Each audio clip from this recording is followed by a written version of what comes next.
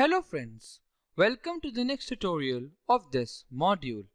In this tutorial today we will talk about what is file upload vulnerability.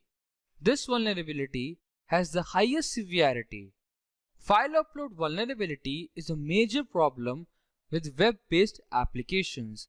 In many web servers, this vulnerability depends entirely on purpose that allows an attacker to upload a file with malicious code in it that can be executed on the server.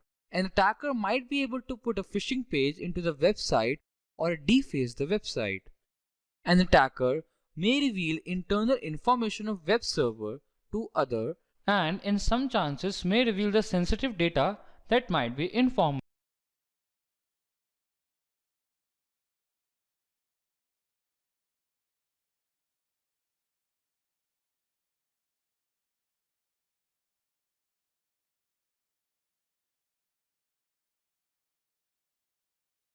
Thank you so much for watching this tutorial. In the next tutorial, we will show you how we can perform file upload vulnerability in our testing environment.